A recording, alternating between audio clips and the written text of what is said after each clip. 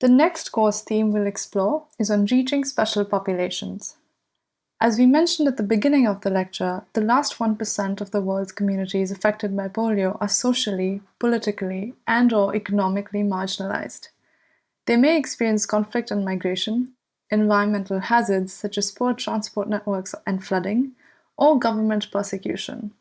These communities, already underserved by the health system, may be skeptical of disease-oriented programs which de-emphasize key health and economic priorities and come from distrusted state and non-state actors. This section will describe how polio eradication has engaged with and been affected by these forces, and consider the intended and unintended consequences on the community demand for health services. Populations with ongoing polio transmission are often the one with reasons to distrust their own governments. Polio Eradication's Independent Monitoring Board has noted that in Pakistan, polio cases often appear in isolated communities, tribal populations, and environments with extreme social and economic deprivation. These are people and places where trust in government is low. The report further notes one thread emerges from all the individual community-level voices heard in Pakistan: a sense of deprivation and of disenfranchisement from rights and duties owed by the state to its citizens. The concept of citizenship may itself be in doubt here. Refusal of the polio vaccine is not a mere gesture. Rather, it's a distillation of the anger that communities feel when polio workers knock on their doors over and over again in the absence of other governmental services. To better understand some of these issues, let's look a bit at some theoretical frameworks which might then guide how we meet and address these barriers in implementing program activities. So, what is intersectionality? Intersectionality recognizes that we're all made up of many facets. It does not presume that one category of social identity is more important than another. When people meet or interact with us, it's not just with one part of us, but with us as whole people. The theory assumes that health outcomes are always caused by factors of all of our intersections that relate to multiple social identities. And finally, it relates to the understanding of power dynamics among individuals, which are a result of the interplay of multiple social identities of these individuals. Having understood this, what are the intersecting identities affecting communities refusing polio vaccine in Pakistan? We can think about gender, race, class, sexuality, disability status, etc. The communities most at risk of polio were largely those with limited access to fresh water, poor sanitation, and the absence of public service infrastructure. And why is understanding their social position so relevant? Acknowledging their sense of alienation in conjunction with the deep practical challenges of simple survival in contested contexts is crucial to understanding how and why people behave the way they do. And it is necessary to establishing how an extensive, internationally backed polio vaccination campaign fits into that world and designs its policies and programs to align with it. I hope we're now beginning to see how incredibly complex it can be to plan and implement such a program. It's not as simple as here's a solution and here's a population that needs the solution. Next, let's look at a slightly more complicated framework by Diderichsen and Hellquist. The relationship between the social context and the way in which individuals are sorted into social positions is central to the issue of health inequities.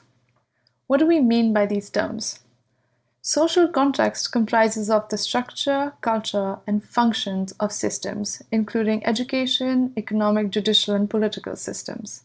Social position refers to an individual's place within the society in which they live, which is derived via the social context and is linked to systems that generate power, wealth, or risks. The model explores how social contexts create social stratification and assign individuals to different social positions. As we can see here, there are multiple mechanisms that play a role in stratifying health outcomes, including the central engines of society that generate and distribute power, wealth, and risks, and thereby determine the pattern of social stratification. At the individual level, This figure depicts the pathway from social position through exposure to specific contributing causal factors and onto health outcomes. As many different interacting causes in the same pathway might be related to social position, the effect of a single cause might differ across social positions as it interacts with some other cause related to one social position. To dive into this further, social stratification of individuals to different social positions determine that differential exposure to health-damaging conditions and valued resources influencing risks and outcomes.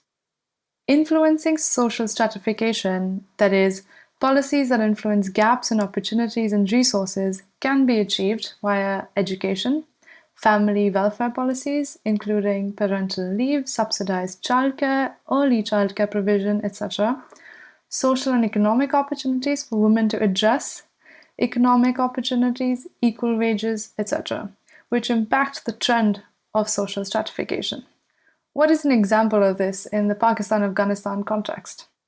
As we saw earlier, some people have access to clean water and high-quality health services while others do not, based on how they have been stratified into a social position.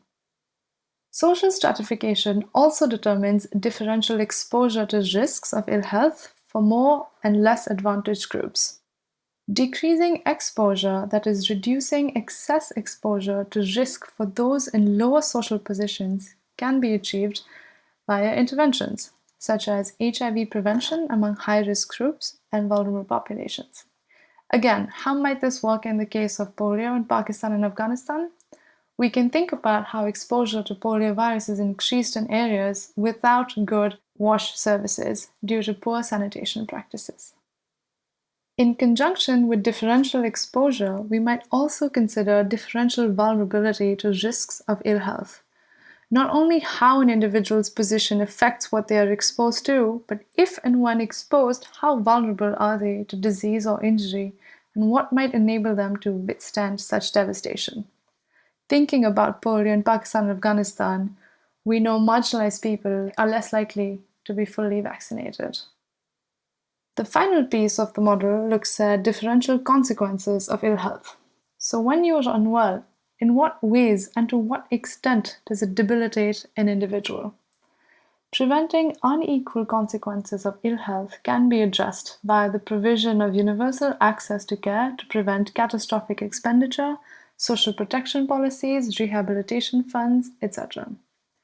In the case of polio in Pakistan and Afghanistan, poor kids who get polio don't have access to education, health services, etc. that would help them become household providers in their adulthood, resulting in further debilitating conditions and perpetuating a cycle of poverty and disease.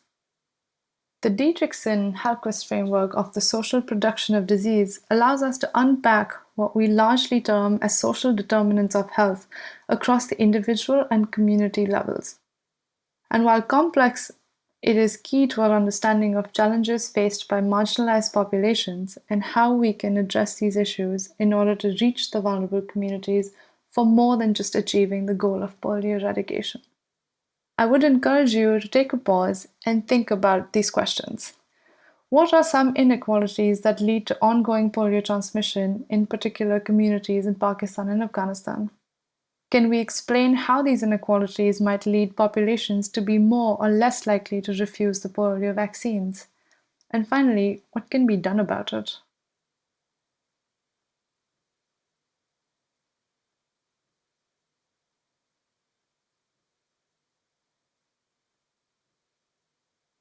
Faced with the challenges outlined in this section, recently the GPI announced that they would begin an integrated services initiative to mobilize urgent help for deprived and polio-vulnerable communities. UNICEF is proceeding by supporting a convergent package of basic health services in high-risk areas in Afghanistan and Pakistan. In addition to that, Rotary International and the Gates Foundation are supporting a number of important basic services projects also in high-risk polio areas in Pakistan, in the health and wash sector. I'll end this section leaving each of you with this question.